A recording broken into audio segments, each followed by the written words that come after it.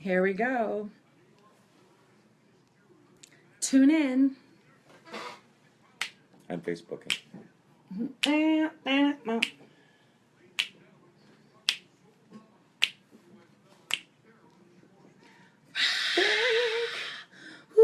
all right. Hey, welcome, Madison and the world. The world is watching, aren't they? Holy cow. The holy cow, the world is watching. Welcome to SoulMama Says. I am Carolyn Schwartz-Black, and this is my good friend Todd Osborne. Hello. Joining you today to talk about a whole bunch of stuff, because the week has been crazy. A lot's happened again in the last week. And it's only Tuesday. It's like that meme that you see floating up on Facebook right now when Picard wakes up in the morning. Damage report. Yeah. But it would, I think I would feel better if it was him leading the charge and saying that instead of he who shall not be named. So anyway, there's been a lot going on. There's a lot going on. There's this kind of feeling of chaos. What was that? I saw something about a shock event. Mm-hmm.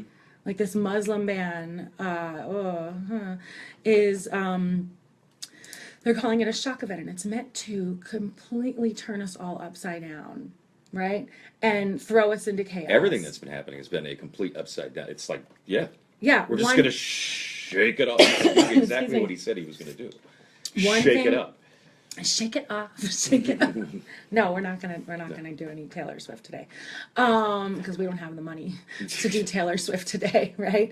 But there's been so much happening, one thing after another. It's really hard to know where to put your attention, right?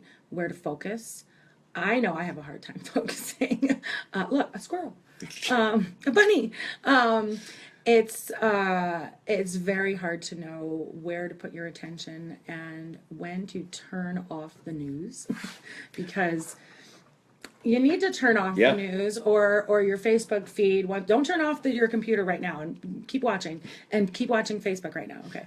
But once in a while, you need to take a break. I have 2 kids who are 7 and 9, 2 boys, my dragons, my little feminist boys. And we don't have the news on when they're awake. Like, I don't watch the news in their presence. I talked to my 9-year-old, who's very, very smart, about this last night. And he's like, Mom, I kind of listen in sometimes when you and Dad are talking. I'm like, I kind of figured that because you're a smart boy. But I try to keep the craziness from him because he's smart and emotional, and I don't need him worrying about stuff that he can't control. And especially at 9 years old. Especially at 9 years old. I remember being 9 years old and learning about what we were doing to the environment, polluting the environment. This is back in the late 70s. I'm old. And I remember that feeling of helplessness at 9, knowing what we were doing to the planet in 1979, 1980, and knowing that there was nothing I, as one person, could do about it. And that was terrifying. That kept me awake at night as a little 9-year-old girl. And I don't wish that on anybody, and I fear that for my own children. And that's what is making me angry, I think, about so much of what's going on in our world right now, in our presidency, is that they're freaking our kids out. And that's not okay, right? I think that's what maybe some of what the Women's March showed us, is that you mess with moms, you mess with our kids, we're going to put on some pink hats and march, right? We're going to, and we're still marching. There are people out there every day, I think, since the march, protesting in some way or another, right? The Muslim ban. The Capitol Square. Well, maybe at the Capitol, but at airports this past week, right? But since the ban started, and since people, like families, have been literally turned away. Families that were on their way to the United States, Syrian refugee families, who have spent how long? Years trying to get here, who have been through a vetting process. An average of 18 months. An average of 18 months, who have already been vetted. This whole thing, well, we're going to make sure we're going to put some vetting in place. It's already there. If you would read your homework, President Trump, and do your homework and learn about what we already have in place, as so many of our citizens already have done, as so well evidenced, you would know that that already is happening. It's not like we need to figure out what's going on. There hasn't been a single terrorist act committed by a Syrian refugee family. Nope. I think it's interesting that people even like Senator John McCain are coming out and saying, you really kind of dropped the ball on this one. Yeah. It's frightening. Like this. Did you do your homework? Yo. You didn't do your homework. No, Okay. no. And then, so then the Attorney General steps in, right, and says this is unconstitutional. So what does he do today? Fire. Or last night, right? You fired. Fired her. Fired her.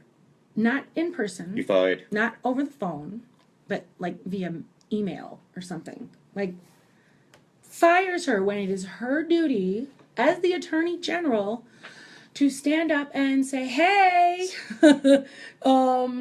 this might not be constitutional. You might want to read. Like, that's her job. One thing I haven't read yet is if there is a replacement, because there is a replacement already. There is a replacement Yes. already. All right. Yes, there is a replacement. It's a woman, actually, which is interesting. I don't know anything about her, but I find This it is interesting. before he even gets the his candidate that he wants to put in permanently. So Yeah. there's somebody in place. Yeah, yeah. That plus the whole Steve Bannon thing being put on the National Security Council. This is a man with no military experience. Take a look at This your guy- resume. You've gone from Breitbart to national security head. This Okay, very guy, impressive. oh, he looks like every jerk I ever dated in college would have grown up to look like. You know, like just bloated and unshaven and sorry, nothing wrong with being unshaven or like, oh my God, I'm surrounded by I'm feeling a unshaven little men. bloated and unshaven. And I'm unshaven as well too. So I take that back. I walk that back. Hello out there. I see you. I see everybody out there. This guy does not paint a pretty picture. He does not like look the part. There's something to be said for looking, walk the walk and look the part. He does not. He just, he makes my skin crawl. He's just such a creeper. Right? He's like every guy, watch out for him. Like you go to a party, right, ladies? You know what I'm talking about? You go to a party and you see this guy and you're like, oh, no, okay. I've heard about him. Steer clear of Handsy over there. Like he's got his hands in everything, right? He is Mr. Bannon Handsy. Just, he makes me want to... just vomit or something. I don't want to expend the energy to vomit though on this guy. Like that takes energy. Which is why you need to shut the news off from time to time. Exactly. Clinical psychologists will tell you this, that is a good thing. And it's a very good thing. And so what you need to do is go out and have some fun, right? We had some fun on Sunday night, didn't we? Absolutely. Oh my God. So back in October or maybe September, I saw that Postmodern Jukebox was going to be playing at the Orpheum. And I went and bought tickets that day. And I didn't realize it until we showed up on Sunday night that they were front row center at the Orpheum. What a nice surprise. It was so awesome. It was so much fun. I couldn't find a sitter. I'm sorry, Tom. I'm sorry, baby. So Todd went with me instead of my husband. And it was the best. If you don't know who Postmodern Jukebox is, I will post a link in the podcast notes once we're all finished. You have to check them out.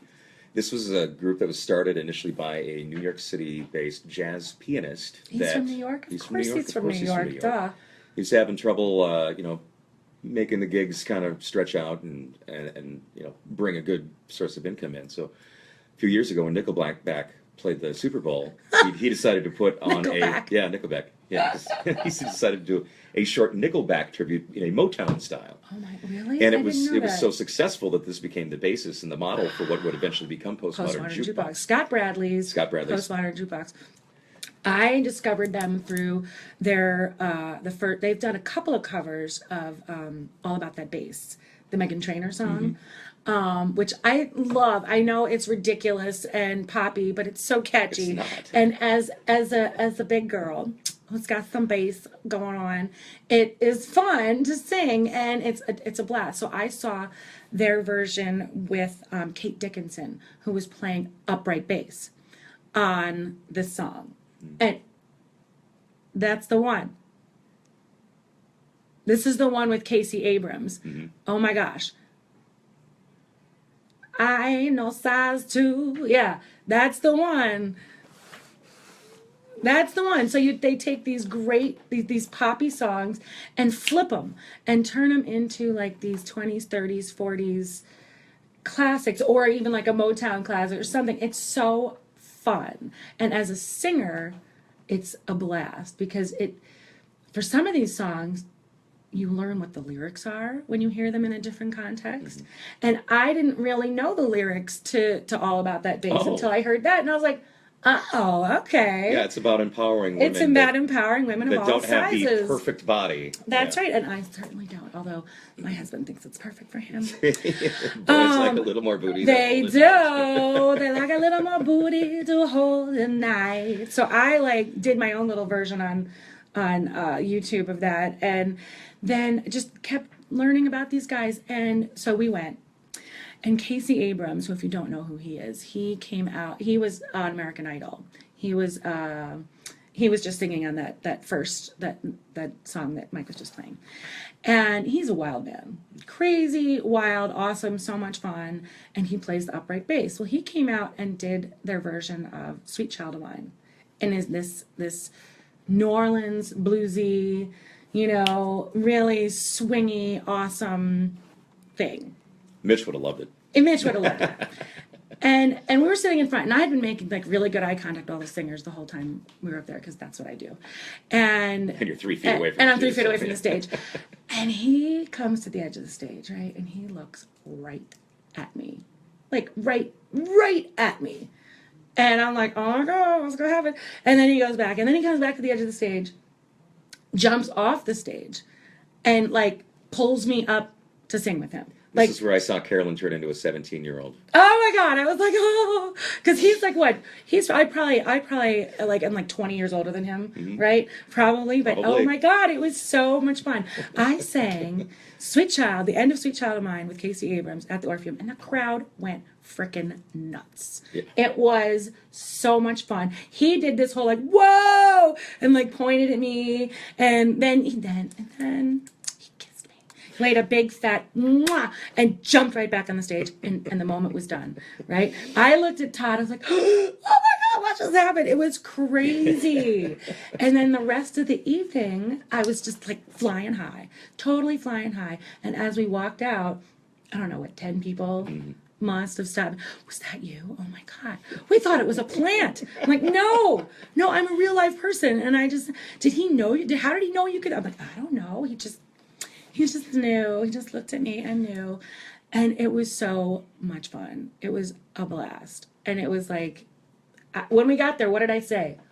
When we got there. I've always wanted to sing with this group. I've always wanted to sing with this group. And I looked at the stage before the show started. I was like, I'm just going to go hop up on there.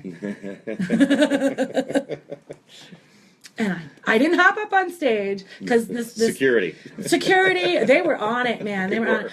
And this mama doesn't hop anymore. I don't hop. No, at least not up that high. I can hop, but not. I can bunny hop. But oh my gosh, it was such a blast. It was so much fun. It was a nice break from the normal reality. Very nice break, and that's my friend Katie. Hey, Katie Cletty Cyan. Hi, sweetie. I saw you at the show. You looked fabulous in your dress. And so did you, Andrea. And so did you, Heather, with your cute little curls and everything. You have to take a break. You have to take some time for self-care. And that includes going to see a show and seeing some real music and having fun. Because that's what you got to do. That's what SoulMama says here at MadisonTalkers.com. Join us here at SoulMama Says at 608-210-1667. Give us a holla, yo. Stick around. Good one. That was good. That we all of a sudden I was like, wait, where did I go? I need to bring it back around here. Wait, where? Squirrel. All right. Squirrel. People are watching. Hi, everybody. Hey, Bob. How's it going out there? Did Mom make it to Israel safely? I hope soon. She should be there now, I think. My mom's on a flight, or was on a flight to Israel. Ah. She had to go to JFK and all this mess. Hmm. Going to visit her brother. Fun. Ready for your live reading? Oh, yeah. Oh, shit.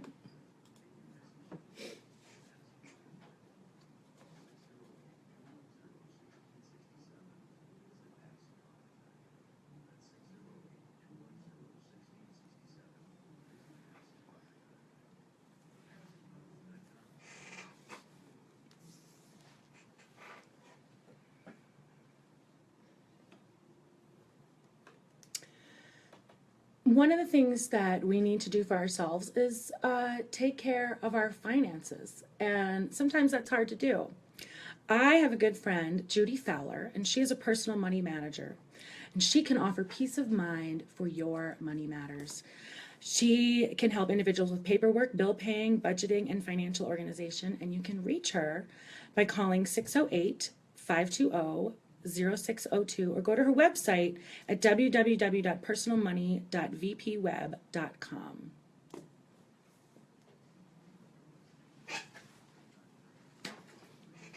How long was that? You don't need me. Stop. I do.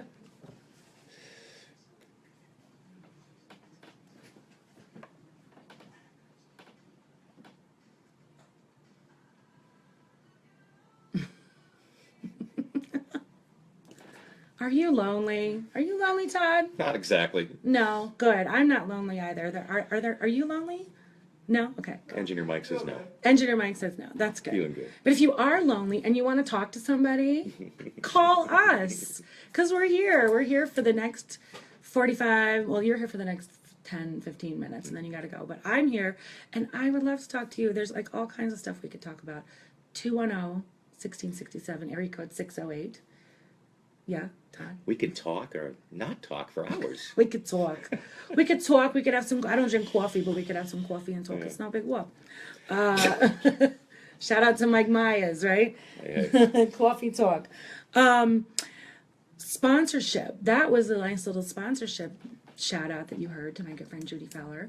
She bought a 15-second sponsorship that might have run a little bit long since that was the first time I've done it, but you can buy a 15-second sponsorship too for $25, and you also get a coloring book for that amazing low price, which is pretty awesome, I think, because like I said, self-care is really important, and coloring is the new thing. It is the new meditation. There's actually a study. Studies. Is this why all these paint bars are popping up? Maybe. Well, drinking is fun too. But drinking and painting is fun. Yeah. I'm sure there are a lot of famous artists that would tell you that drinking and painting is fun. So, you know, you never know when you might find your next Picasso or Jackson Pollock at a paint bar. Really? Did I just say that? No, I don't think so. I don't think they would appreciate Jackson Pollock at a paint bar. Right? I don't know. Too much splatter, too much mess. No, probably not. But there are studies actually that show that coloring is meditative. I get a lot of meditative, I don't know, therapy out of doing the drawings when I draw. Drawing dirty words is really fun. Naughty words. Cathartic. It's very cathartic. And there's just something very mindful about drawing. And about coloring. Coloring, you can something you can do while doing something else, like knitting, handiwork, those kinds of things. It's very peaceful. So let me know out there what you do to kind of chill out, because everybody needs some help on chilling out, right? Doing something. Maybe you could chill out, do it coloring while you're listening to the news, if you really still need to get your news, so they kind of balance each other out. So like, you know, you're taking the negative and then the chill with it, and you know, you gotta take care of yourself. Well, anything artistic can be very therapeutic. Yes, you're doodling right now. I am. You're doodling. So I am. That's how I it wasn't even started. conscious of it. That's how it started. I just started doodling last summer. I doodled a dirty word. Thank you, Suzanne Wong, for the dirty words, and you know what I'm talking about. And it, like, people on Facebook went crazy, like, oh my God, you need to do a whole coloring book. So I did. And it became Interesting Insults and Creative Curses for Adults to Color. And how many do you have now? There's 3 volumes of Interesting volumes Insults. Yes, volumes 1, 2, and 3. The 3rd volume is the Abacadarium, which is a fabulously fancy word for alphabet primer. So it starts off, A is for a-hole, B is for bitch, C, and so on, and goes through the alphabet that way. My 9-year-old actually contributed. This is not child abuse, but he said, I got an O, Mom. Oh, okay. Old man balls. Well, I thought that is very insulting. I would not want to be called that or accused of having those. So that's in the book. So it's not all completely filthy. There are clean words used in insulting ways. Something for everything. There's also, I have 3 clean books. One called I Adulted Today. It was done in response to people saying, hey, but what if I want to color next to my kids? And they can read. So then they needed a clean book. So it's got stuff like I Adulted Today, More Wine Please, Chocolate is My Happy Place. What else is in that book? I Kick Ass. That's probably the only swear word in that book, but it's fun. And then I did a book of positive affirmations called I'm Allowed to Be Human, and I showed you that the first podcast, my friend Dave Rodbark, and that one's all positive affirmations. And then the third one, my most recent one, is called Pantsuit Nation, and it was done right before the election. And so the drawings all reveal what I thought was the outcome, what it was going to be. Well, it will be relevant. Well, yeah. So that book, and actually, it is always relevant. That book. Well, yes, Hillary Rodham Clinton won the popular vote and is the first woman in history, in U.S. history, to do that. That is an undeniable fact. So I left the book as it is, and it is my #1 seller. I have some alternative facts. Yeah. Yes, you do. I want to hear alternative facts. Yeah, it is my #1 seller, so it's kind of funny. But like I said, it's going to remain relevant. Yes. No matter what. Doing those books, for me, was such, not just therapeutic to draw them. I still draw. I draw every day. I use a Sharpie, my imagination, my twisted sense of humor.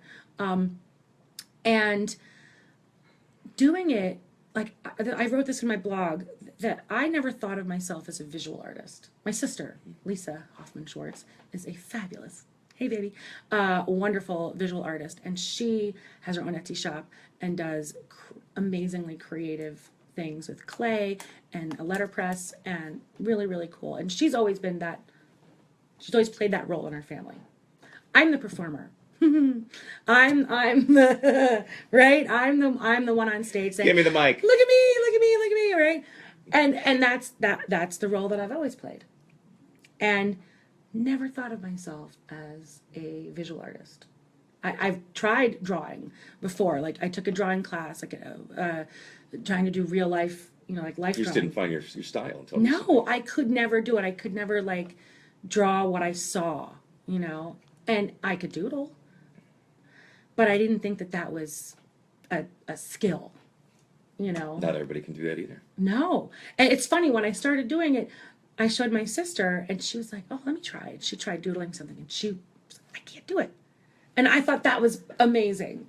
And the little girl in me was like, you can't do it. You can't do it. The little girl in me went, you can't do it. And then the big girl in me went, wow. That's pretty amazing. She has her talents. I have mine. Exactly. I love you, Lisa. Well, and it's good for you and I are both in our late 40s here, and it's with my wife in particular. It's so awesome to see her picking up a new talent, which is the ukulele. Oh my gosh, your wife Kiri is the best. And really invest herself in it, and she's enjoying the heck out of it. Totally. And I've even read other people. I can't remember where it was. I think it was somebody was giving guitar lessons, and somebody responded by saying, "Well, I'm 50, blah blah blah, and do you think it's too late for me to start?" No, it's not. It's not too late. You can pick up it's. That's saying you can't teach an old dog new trick. That's bullshit. Yeah. Sorry, that's bull crap. And again, these creative outlets can be very, very therapeutic. And oh my gosh, and we all need something to keep ourselves sane these days, right? To keep our sanity intact, because Herr Trumpf does not have his sanity intact, so at least the rest of us can do. I don't even know what to say about that. I'll be over guy. here arting. I arted today. Yeah, I should do today. that. One of my next books, I've got like 5 in the works, of course, at all times, is going to be a book of all protest signs that I saw at the march. Oh, cool. So you're going to redraw these from pictures? I'm not redrawing from pictures, but just drawing the words and doing them in my own style. But the slogans, the words and stuff, the phrases that I saw, there were some very, very clever. And I don't want to do there were some vulgar and mean-spirited things. And I'm trying to embrace the positivity, and because I'm part of Van Jones's Love Army. If you have not joined Van Jones's Love Army yet, you need to do it, because he's the best thing about CNN. Like, he's the only reason I watch anymore to see if he's on. He's got a love army. Okay, we're gonna kill him with kindness. Right, we're gonna suck it to me. Look him up. Yeah. I will post it. Actually, if you go to my blog at soulmamasays.wordpress.com, I think it is. And I'll post that in my podcast notes as well. I have a link in my most recent blog, the What's New Pussycat blog, where I've been talking about all the stuff that I've been doing in the past year. There's a link to that I will put for Van Jones's Love Army. You should join, because there's so many things that we can do to battle hate with love and battle fear with knowledge, right? It's all about learning and understanding. If we don't learn about our enemy, we can't understand them, and then we can't try to persuade them, right? It's all about persuasion, right? Start with love, though. Start with love. It's always about the love, baby, right? It's always about the love. I don't know what else to say about love. You have any thoughts on love? Team love, go yeah. Team love, go yeah. I like that. What I find amazing, I saw a picture on Facebook where there was people protesting at one of the airports. I don't know which one it was, but there was a man with a young girl on her shoulders, and she had a head wrap on. And he was holding a sign. And he was standing next to a man with a sign that had a Jewish star on it saying, "We won't go back. Like, we remember." And he had a little boy on his shoulders, and he had a little a yarmulke on. And the boy and the girl were looking at each other, and it was like this beautiful, oh my God, see, they get it, right? These two dads get it. Like the Jewish man is standing up for the Muslim man and his child. If they can get it, if the children can get it, why? Something happens between childhood and adulthood for some people. Yeah, what is that? What is that? Like, why do people suddenly become douchebags? Like, what? Or were they always douchebags? Can I say that? That's probably not a good word to say. No, well, it's too late now. I mean, I can say it. I said it. I can say whatever I want, but I'll do what I want. But, what makes people... Maybe somebody can answer this for me, because I don't know. But what makes people become so hateful? I think it's mostly learned, honestly.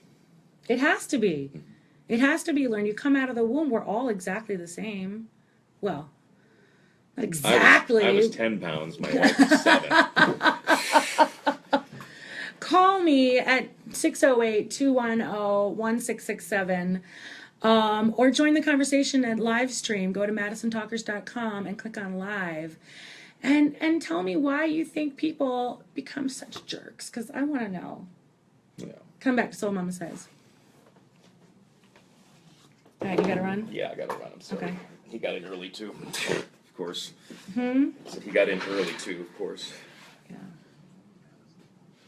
Okay.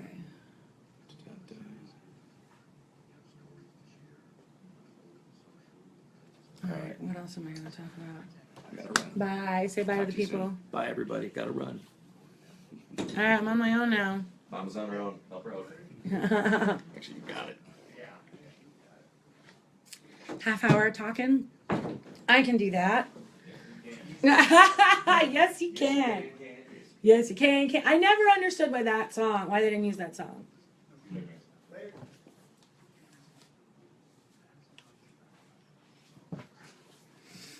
Mm.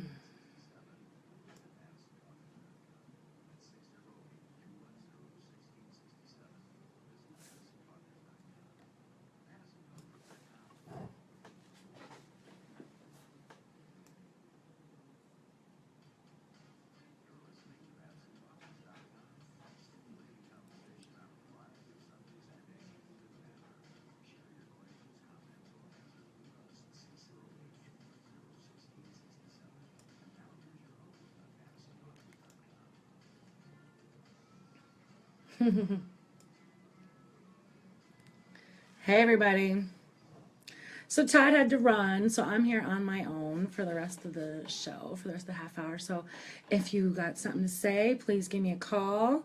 You have any thoughts on love or on why people become such D-bags when they get older, or are they born that way, or is it their parents' fault? I think it's their parents' fault, right? I mean, what else could happen?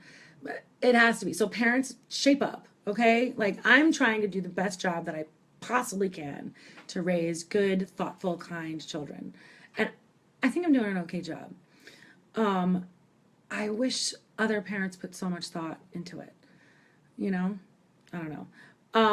I want to sing you this song. So Harris was saying, sing a song. I came across this amazing song written by Brian Claflin and Ellie Grace, and I will post the info in the podcast notes once I'm done, called I'm Gonna Walk It With You. And my friend Marissa in Connecticut, hey Marissa, she shared it on Facebook, and it just spoke to me. It's this amazing song that harkens back to folk songs and solidarity songs, and I want to bring it to the Madison Song Circle this week, so I'm going to see if I can make that happen. And it struck a chord, to use a musical reference. And then I saw a post of it being sung at the Utah State Capitol during the Women's March, with thousands of voices all singing it together. So I sang it in my basement, in my craft cave where everything happens. And I posted it to YouTube, and it's gotten like almost 300 views, which is really exciting for me. Maybe not for somebody else, but that's exciting for me because that's more views than I've gotten on anything. And it just, I don't know. I'm hoping to interview the writers soon. I've been in contact with them, and hopefully we'll get them on the show next week. Their schedules didn't work out. He was at Brian was actually at the Tennessee State Capitol for a protest or a rally today, or was it yesterday, singing the song. So I'm gonna show you what this song is. It's called I'm Gonna Walk It With You. It's pretty amazing. I'm gonna do this a cappella, and then we'll see where it goes from there. I've got the lyrics up here, so feel free to sing along. All right, give me a second.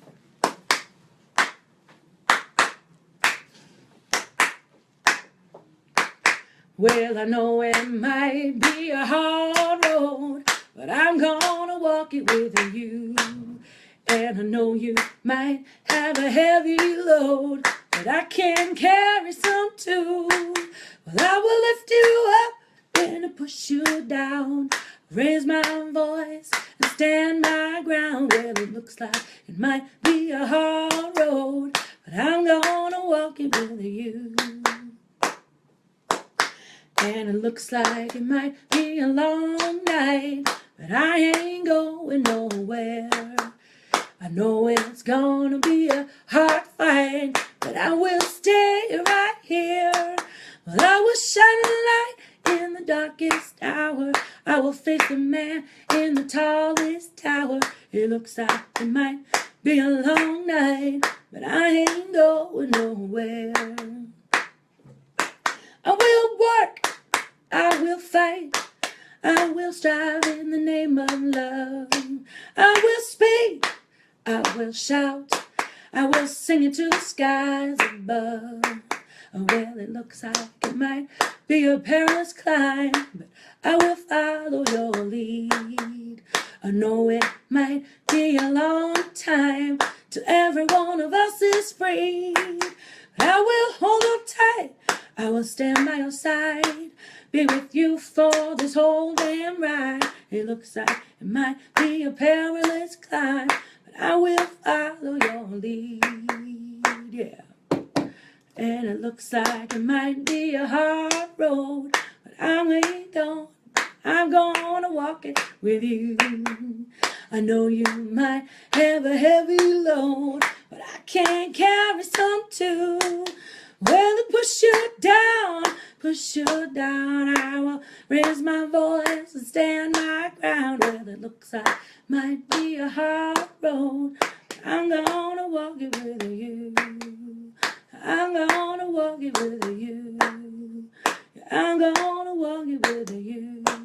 I will walk, I will climb, I will shine the light the whole night through. 'Cause it looks like it might be a hard road, but I'm gonna walk it with you.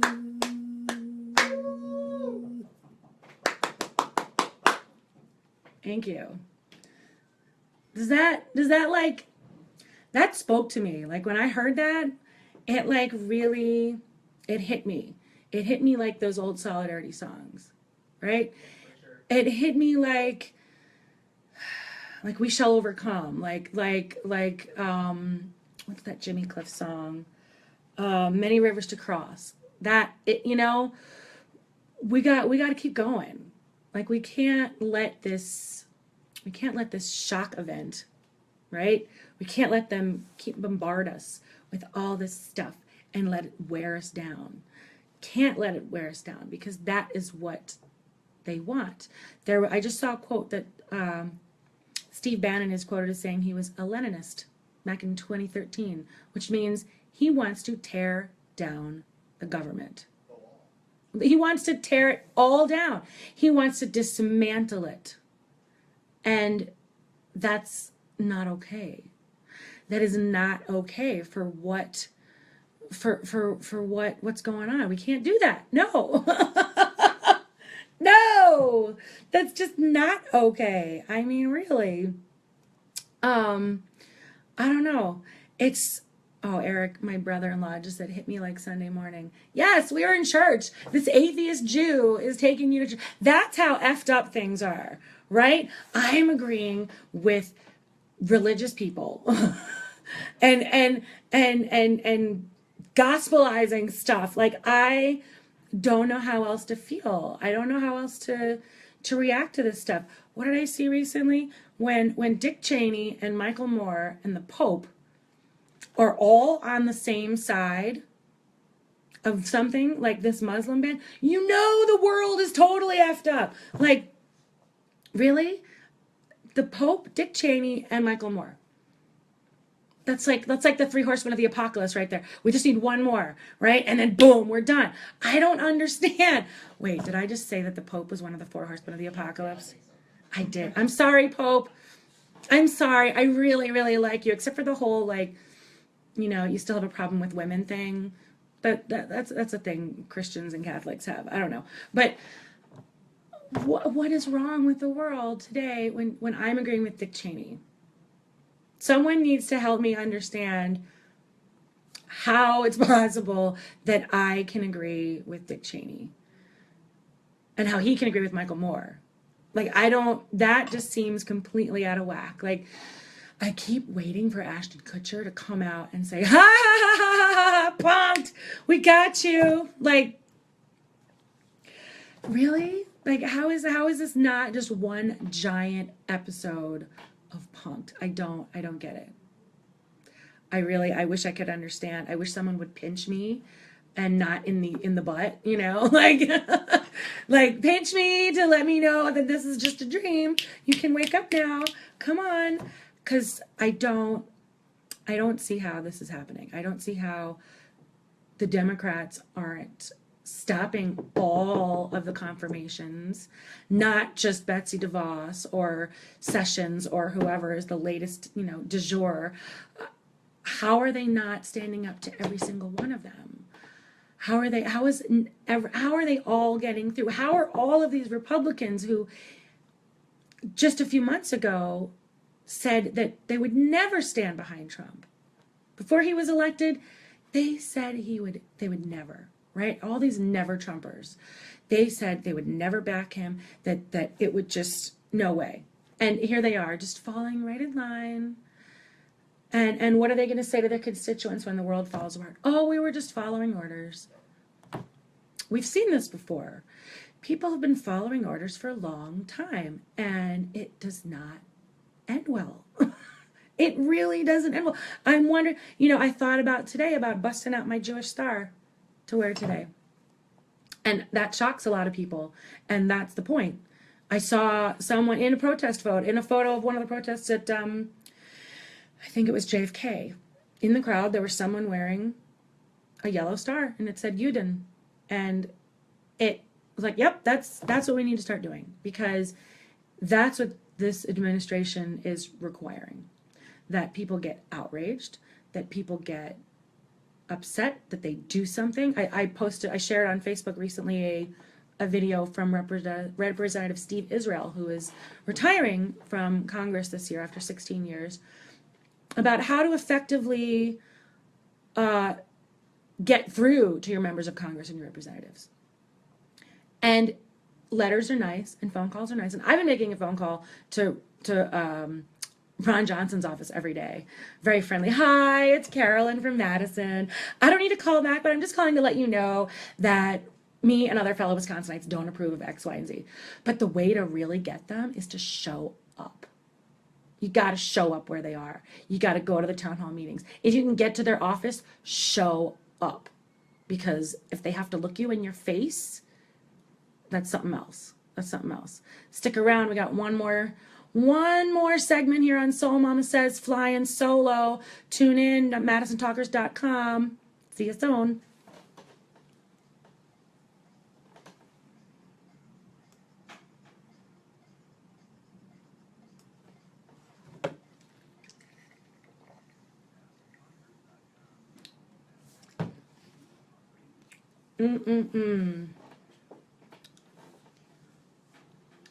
I'm hungry.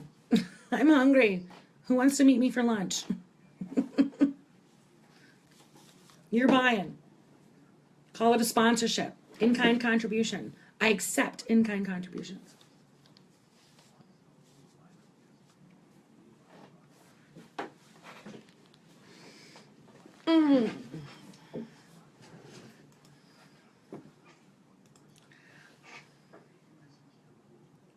Can you see if anybody's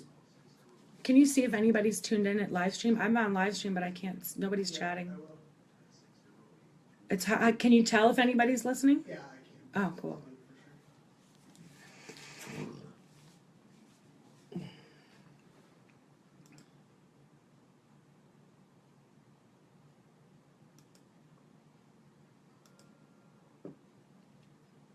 Hey everybody, we're back for our final segment on Soul Mama Says. Like I said, go check out my podcast, or this is my podcast. Go check out my blog, and I'm going to put it in the podcast notes at SoulMama Says WordPress.com, and there's info in there about all the stuff that I've been doing this past year since we sold Happy Bambino, me and my partners, Allison and Leah Hey Ladies.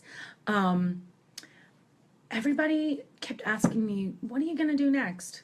Like, what are you going to do now that you're not going to be at Happy Bambino every day of your life? Which I spent a lot of time at, a ton of time at, and energy and blood and sweat and tears and hugs, lots of hugs. I loved hugging all those mamas and babies. But the question, what are you going to do next, felt like this, I don't know, your life is over kind of thing. Like, what are you going to do now that you're not working?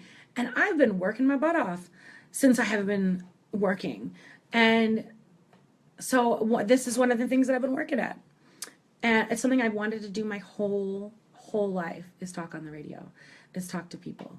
Find out what is interesting to you guys out there. I want to know what you guys want to talk about. Hey, Brian, I see you out there.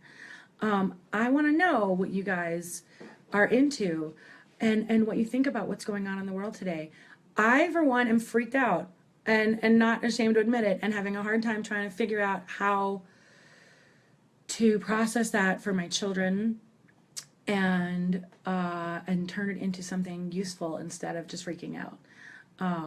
And I, I'm a creative person, so I create. I create a lot when I'm stressed out. And so I've been doing all these books and stuff. And Brian, actually, who just is watching on Facebook, hey Brian, he gave me the idea for this hilarious calendar that I did. It's a effing calendar. It's now almost February, so maybe you don't need a new calendar. But if you need to color and you need a calendar, then you need to go buy this calendar because it's from a Wisconsin mom's perspective. So there's a lot of F-bombs in it and talking about how cold it is and when is school going to start, and it's fun, and you should totally check it out. My mom started coloring hers, which is awesome. I love you, Mom. She actually is either there already or on her way to Israel right now. This is my mom, my 71-year-old mom, who is also, she was my first sponsor, so I love you, Mommy. This is all for you. She's fearless. This is the woman who went down to D.C., and actually the bus broke down, so she ended up having to go back home, and I don't blame her. But amidst all this craziness in the world, she hops on a plane, goes to Israel, because that's where her brother lives. And that's where she wants to see her brother and family. And she brought 5 of the world's okayest mom tote bags with her to give to all of my cousins and their wives, and it's fabulous. And I am amazed at this woman, that amidst all of this craziness, she just hops on a plane, doesn't care that there's protesters at JFK. She's got it all worked out. And I love this. That she's my mom. People have asked me, in the past, who's your hero? And I have to say, honestly, it's so cheesy, but my mother. I mean, I love you, Mom. And I have many heroes, but my mother is definitely right up there, like top echelon, right there, up there, way up high.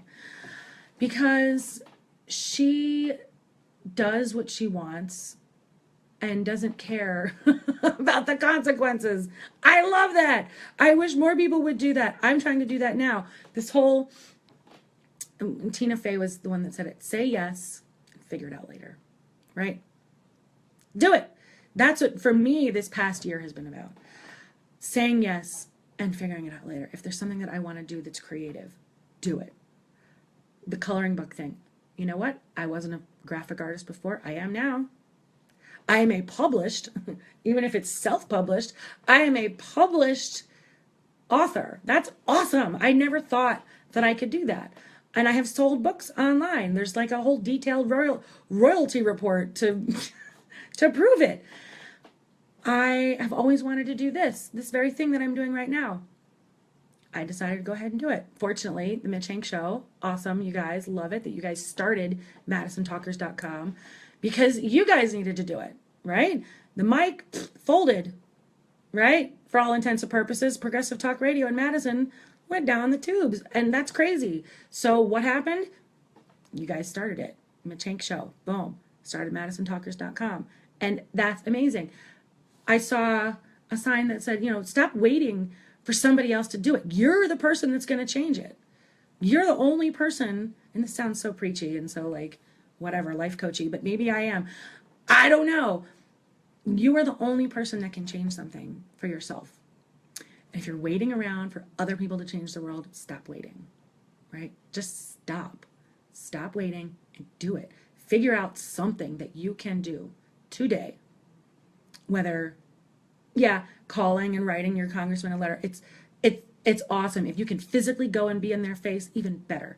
But if all you can do right now today is call them or write a postcard, buy one of my Hey Don't Be a Schmuck postcards, actually, and send that one. Because wouldn't that be awesome if Trump and Paul Ryan, they got like a whole flood of postcards that just say, hey, don't be a schmuck, right? That's not being offensive. I think that's being very useful and kind. It's not telling them they are schmucks, which they really are, but it's telling them not to be one. Is that so hard? right? Goes all the way back to the beginning. How hard is it to just not be a schmuck, to not be a jerk? How hard is it to just be kind? I don't think it's that hard.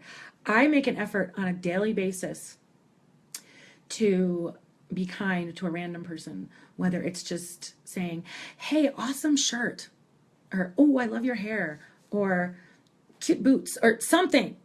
Just some little tiny thing.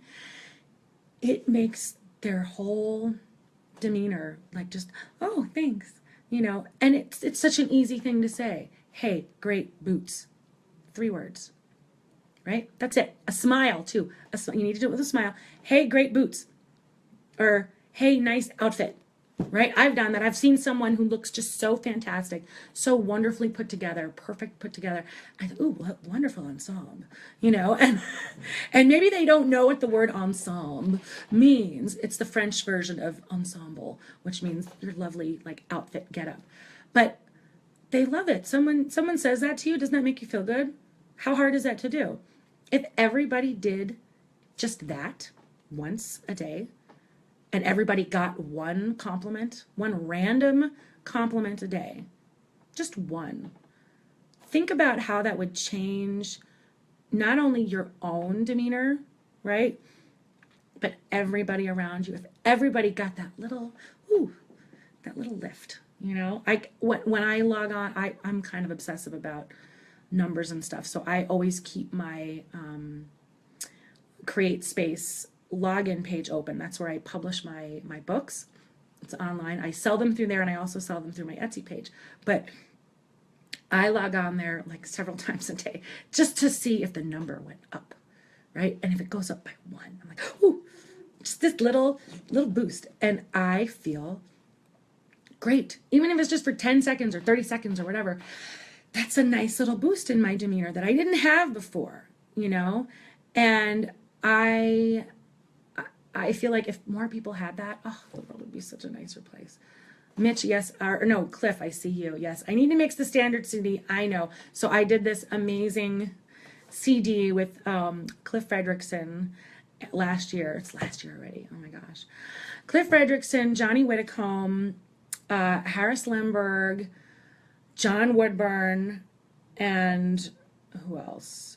If I'm forgetting you, I'm really sorry. I think I got everybody.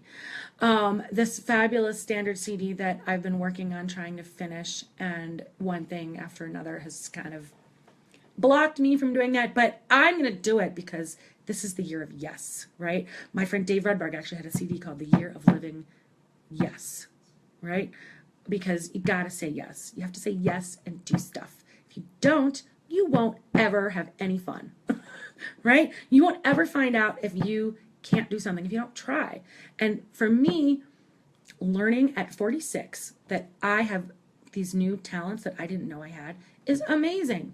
And it's important for me to show that to my kids, that even if, I'm not working a regular job, I am working, I am doing stuff. I am putting myself out there, trying to make the world a better place through love and humor and filthy doodling and coloring and, I don't know, just trying to put it out there. So if you want to have a better life, and I mean this really, say yes to something new that you didn't think you could do before. Because if you don't try, you'll never know. And that's sad, right? If you live your whole life and don't try things, what a boring life that would be. What a sad legacy that would leave. And if nothing else, don't you want to have a cool gravestone, right? I lived a great life. I don't want to be this sad nothing that nobody remembers. I want people to remember my name, right? They got to know who SoulMama was. Absolutely. And I want to come back next week and talk to you some more about this. So if you want to see me and hear me, make sure you sponsor me. Go to my webpage, or go to my WordPress, go to madisontalkers.com, check out the podcast notes, and everything you need is going to be in there. Be good to each other, people. We are all we've got. Thank you. I